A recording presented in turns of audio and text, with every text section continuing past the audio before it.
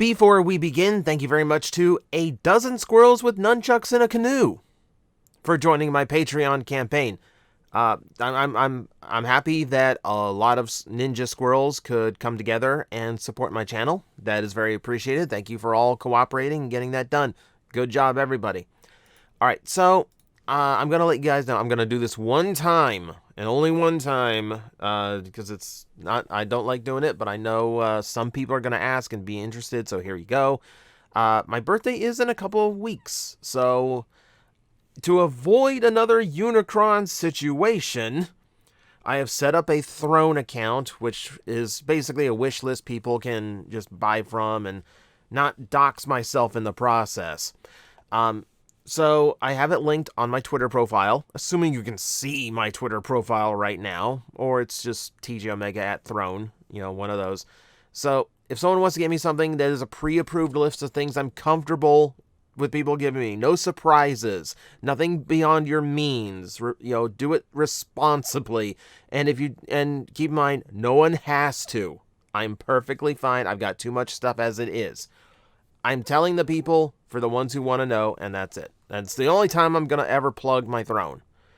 All right, so news roundup time. So let's see here. We've got roughly a billion news topics to talk about. I am going to endeavor to speak about them quickly. We know I'm going to fail. Let's go. We have prototype images for Deathsaurus from the Haslab team, and this is, you know, we don't need to go too far into this one because, you know, it's basically just confirmation that the prototype is made and they're working out like the final stuff before it goes into production. They did show off the new Micromasters. They did explain people had to be rearranged to fit like the current Micromaster tech, which seems a little bit thin, but, you know, because I don't see why they couldn't just, you know, if it worked in the 80s, I don't know why they had to rework it now, but it's whatever. They look fine, and it's nice to see the whole team together. Deathsaurus is a big boy. Deathsaurus is a very big boy. Oh, like he's bigger than Star Saber is, even in Victory Saber mode. That's hefty. That's really hefty. I'm still curious, like, since they're the same price, is it going to feel worth like the money, considering it's only one bot instead of two? Pure size, yeah, that seems right. They show off the articulation level, and he looks like he's got a absolute ton of it. You show off the gimmick for the chest. All that seems to work really well. Yeah, and yeah, it's just a really, really impressive job so far. I'm looking forward to seeing the first in-hand painted version of this. You can see a few little bits of paint here and there, but for the most part, it is like, well, that might just be plastic insert now that I look at it. Yeah, it's just, yeah, so all bare plastic. Never mind me. He does look really good. He does look really good. I'm still like super excited for this one to come in. Need to figure out where both of them are going to go because they are space hogs, but we'll figure it out. Next big thing on the news docket, another G.I. Joe Transformer collaborative was announced, and it is the Thunder Machine as Soundwave. This works so much better than the previous ones. The previous ones have this flaw of they wanted the vehicle and the robots to both look like the characters and vehicles. Like, they wanted them to be like the iconic colors. So when you try to get Bumblebee to look like a green Jeep, it's kind of rough going. When you try to make Megatron gray when he's transforming from a black Hiss tank, that's tough going. Soundwave makes sense. It's a blue vehicle turning into a blue robot. Good, and it does look good. You got Zartana and Zarana joining him. Space in the back for them to presumably mount these weapons, even though it looks ridiculous. But hey, it's nice they have that playability level. Yeah, and then the Thunder Machine itself looks really, really good. It's a really cool looking vehicle. And, you know, for me, like, this is cooler looking than the last two. I like the Hiss tank, but I really like the aesthetic that this thing goes for. You know, it's very Mad Max. You're getting what we've kind of sussed out is a Masterpiece Ravage as well, redone in Cobra colors, which is kind of cool as a neat little bonus. And he does come with a leash, so if you have Megatron and you've got the Baroness, you can recreate that. All right, so it's a $100 piece, which for two G.I. Joe figures, a Masterpiece Ravage, and a far nicer looking bot. This one still seems like it has some of the hollow issues that these toys have had, but it looks a lot more solid. It looks a lot more cohesive. Yeah, like I think this is going to be a better package. I think this one is worth looking out for. So, fingers crossed the build quality is good, because so far everything else looks pretty nice on it. We have another Amazon listing and a few other things that we can speculate on. So, we have well, the easy one is Retro Skywarp is going to be joining that reissue line. So, no big deal. They're finishing off the trio of main seekers. That's fine. But we are also getting a 2-pack of Javelin and Cascade, which is a really, really random set to pull. Now, I'm all for it. Especially because Javelin is an awesome design. Like, I would love to get her as an actual toy. I'm trying to draw, like, it's going to be a remold, but now I'm trying to, like, pull it from my head. Like, who is it even going to be remolded from? No, it's just, it's a really interesting pull. This is why, like, modern day Hasbro is interesting. They are buried in G1, but they do have access to all the expansions of G1 from comic books, cartoons, etc. And they randomly dive into it to create new characters and toys. So this is interesting. I'm really looking forward to seeing who it is. Yeah, I really want to see it. All right, Masterpiece news. Well, these are the old potato quality, all the text overlay, etc. that we usually get upon like the first leaks out of something from Takara. And these are not too big. We're getting a color, like a toy accurate color version of MP44. That's not a big surprise. That's such an expensive mold, doesn't really shock me. They try to figure out how to use it. It's basically going to be the same toy, but with more muted and darker colors. And then we have the more interesting one, which is we're getting another Masterpiece Diaclone. This is the Trailbreaker truck bed with the hoist head. So it's going to be a toy-accurate Masterpiece of the yellow Trailbreaker from Diaclone, which is an interesting pull. I'm not big on the Diaclones, but I do like that they are like mixing the two up to come up with a toy accurate aesthetic that gives it something a little bit more unique. I'm looking forward to seeing that on a clearance bin at some point, because the Diaclones usually don't do well. But hey, I know there's people who collect them, so one more on the shelf. Oh boy. All right, so we've got good in-hand photos now of the dying Ironhide and Prowl 2-pack. It's such a weird set. Just Ironhide with his chest blown open. There's a port for a blast effect. That's morbid. And yeah, like, he's not happy. He's not happy. How is it possible this thing looks closer to release than Ratchet from that mold? We still don't have Ratchet release from that mold, but we're going to get this?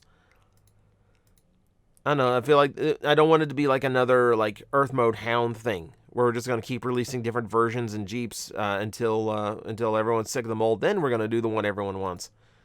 I mean, it's still the same figure. Yeah. That's nasty. That's nasty. Prowl not faring much better. His battle damage is lesser, but they've also resculpted everything on the front end, so he's got cracks in his headlights as well. He's also having a bad day, as shown by his face. Yeah, he's got a 3mm port for sticking blast effects on, so yep. So your Transformer characters can die.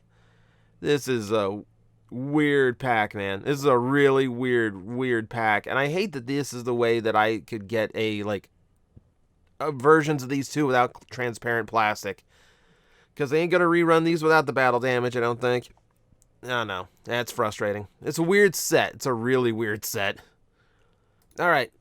More weirdness. Retro G1 again. And this time we are looking at the package for Kickback. Nothing too extreme here except just confirming that Kickback is very close to release. Still weird. Like, this is the first time that the Insecticons have been reissued separately.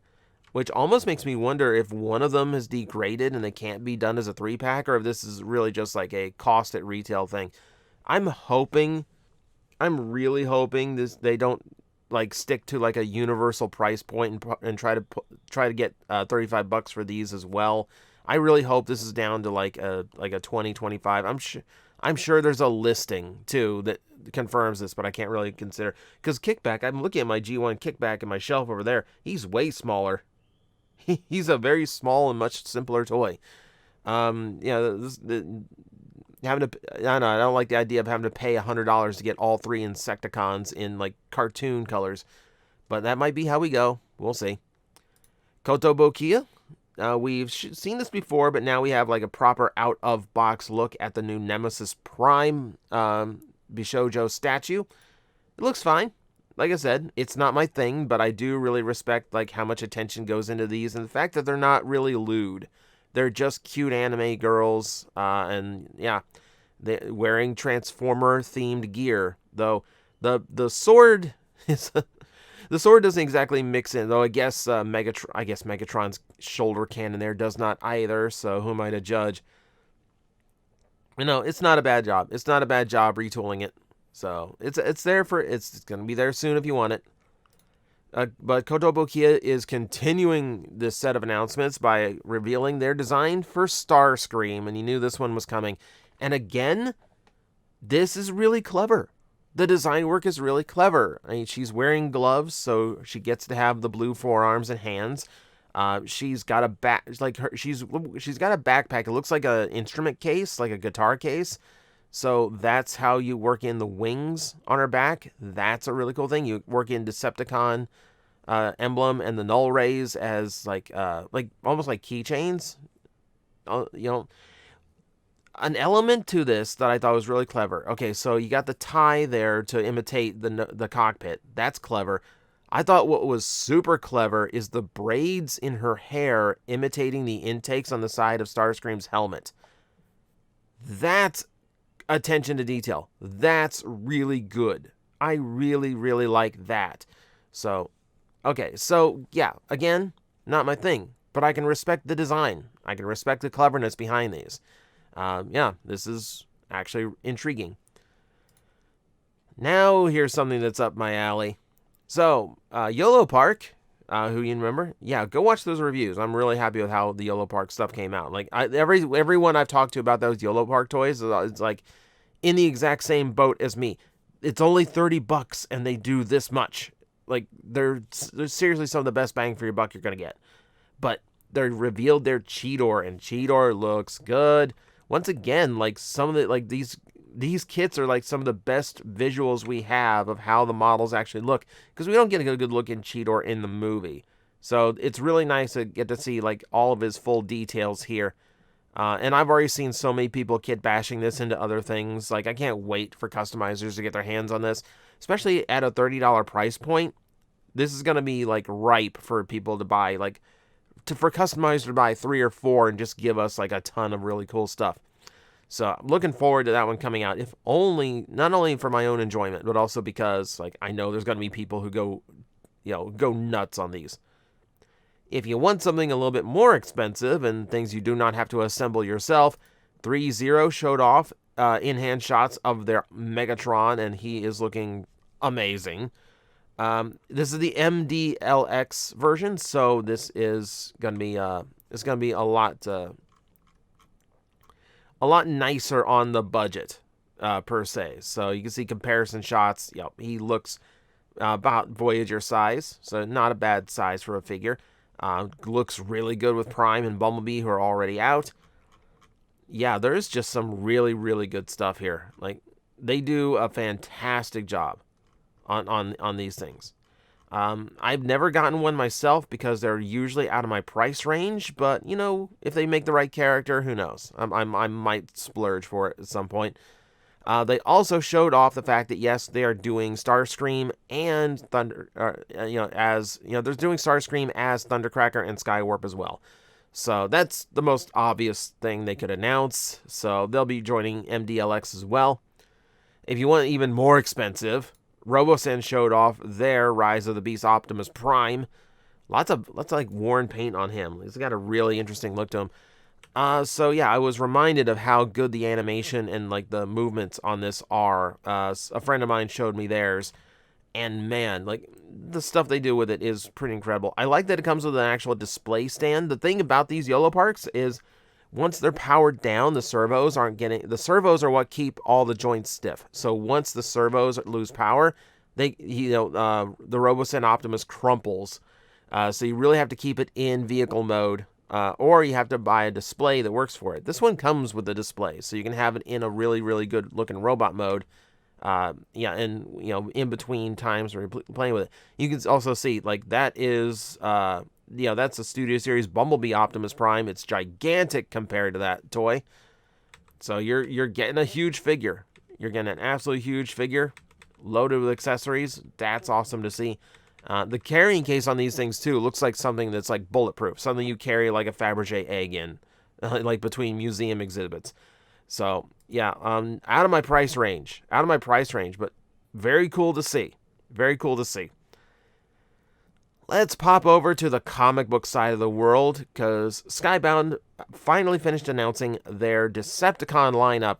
Now, they were doing this silhouette style one at a time, just like the Autobots, and I was really, I was saying it on Twitter. I have to tell you what I was tweeting, because you might not be able to see it. Skywarp was the last one that was still in silhouette, and I was thinking to myself, because it's just a silhouette seeker at that point. And I was just thinking to myself, if it's not some out of the park left field selection, this is going to be a huge disappointment. And it's just Skywarp. So that leaves us with a really weird Decepticon team. Aside from the fact there's no Megatron, we're also dealing with an incomplete set of Seekers, and we are dealing with two of them are actually just Soundwave's cassettes. I mean, I'm hoping this is a rare instance of Laserbeak speaking, because I wouldn't mind an extra voice amongst the Decepticons here. It's an odd cast that they put together on both sides, but I'm happy that it's a limited cast, so we can get to know a few characters and tell good stories that way, before we inevitably bloat the cast beyond recognition. You just have to ask, where's Megatron and Bumblebee? I think that's going to be the big thing to the Energon universe. Where's the biggest Decepticon, and where is the most popular Autobot? We'll find out, hopefully. And speaking of Bumblebee, you can catch him and Megatron in a Fortnite Transformer pack coming out in October. We talked about this in its own video, but just for the sake of being news, we're going to include it here. And it's a really cool set. So you get back blings and pickaxes for everybody. You get special emotes for all of them. The third one there is actually the battle bus as a transformer, which you can actually play as a battle bus. That's cool. I thought it came with a glider based on the battle bus's balloon. No, it's just another back bling. Still, the transformer packs still lack gliders, which is so dumb because it's one of the biggest things in Fortnite. But it's still cool. It is so cool. And I actually really like the design on Bumblebee. I mean, it doesn't look like you can transform into anything, but it's still a cool looking Bumblebee. So I know I've got a friend in October who's not going to play with any other skin once that drops. Speaking of dropping, we have the digital release date for Rise of the Beast. It is coming out on July 11th. That's quick. Welcome to the day. Welcome to this. Because it used to be you waited 6 months for a movie to come out on home video. Now, no. While the iron's hot, just very, very quick. So you can actually get it July 11th at 11 p.m. if you pre-order it. You can get a 1 hour jump on it, if you want to. And yeah, it's getting a physical release as well. Didn't even mention that before. Yeah, it's weird. It's weird how quickly these come out now. But yeah, hopefully it does well. Because I think Rise of the Beast did meh at the box office, which is kind of a shame. But we'll see. Numskull is coming at us with a couple of oddball things. Number one is a Switch case, which has storage for your games. It's much like the official Switch cases. It pretty much has the same layout and the same features. And it's just weird. Why a Transformer one? Why an evergreen Transformer one? It's not even Rise of the Beast. Like, there isn't even like a... Like, there's a Transformers game on the Switch, but it's not like a major release, so this is a little odd. Just a little odd. I don't know. I've got a Mario Kart one. I don't know if I actually need to, like, switch it up just for the sake of having Optimus and Megatron on my Switch case. The cooler thing was the statue, because this actually looks really good. It's done up in all cell shading. It kind of looks like Devastation. It looks like Transformers Devastation Optimus Prime. Running across your tabletop or your shelf, and it looks good. Like, it's extremely well done, cell shaded statue. Like, it's hits the mark really, really well. So of the two, this is definitely the more interesting piece. I mean, statues again, not something I go for, but that's really good. It's really good. Now, San Diego Comic-Con stuff. So Numskull's releasing the Bumblebee. Whew. You tell I just woke up. They announced that the Soundwave backpack, which is a weird backpack to go with, but it's kind of cool. I like the weird, like, faux packaging. Here, let's see. Hang on, I'm making sure. Yeah, it's just a book bag, so that's just fake packaging. Oh no, it's the enamel pin set. Okay. Okay. Sorry, that threw me off. It threw me off because the news listing didn't mention the pin set. But you can see on the pin set where you can actually switch out which cassette is on the front of Soundwave. That's a really cool idea. The backpack is interesting. And then, yes, we have two exclusive Funko Pops. We got a Rodimus Prime and we got a Galvatron, both looking more like their toy incarnations because the Transformers generally fit into their retro toy line. So these are more toy-centric than animation. Still, more Transformers that aren't tied to NFT nonsense. So yeah. Not a bad pair to throw in there. If you want something a little bit cuter, so Mochibot Transformers just got announced by 4Kinds. These are kind of adorable. These super tiny little plushies of Optimus, Bumblebee, Cliff Jumper, and Nemesis, or Shattered Glass Optimus Prime, actually. Obviously they went with the character choices because it let them reuse the pattern for creating these. Cliff Jumper's got a unique head, which is nice. Shattered Glass Optimus just looks like without new eye shapes, he just kind of looks like a sad boy. It's kind of, they're cute. They're cute. If you want tiny little Optimus Prime plushies or Bumblebee plushies, they're gonna be available. If you want even tinier, these Rise of the Beast foam clip bags, figural bag clip is what they are called. Yeah, they're just little plushy little figurine things to clip onto your it's a bag clip or I guess keychain if you're inclined. Yeah, and they're just cute little things. No big deal here. Just the oddest thing that came up this week. So that's typically how we finish the news roundups, right? And yeah, we passed 20 minutes again. One of these days I'll get it down. But that is you caught up on the news for Transformers for the week. Thank you guys for watching. I will see you next time. I'm like, I think you guys got this. I will back away, and I will see you all later. You've got this handled. Alafi's like, really? You're not gonna help me? Like, it's fine now. It's like these disgusting creatures breathing down my neck, and you're all just like, I believe in you. You got this. All right, you seem to have this. 5 minutes.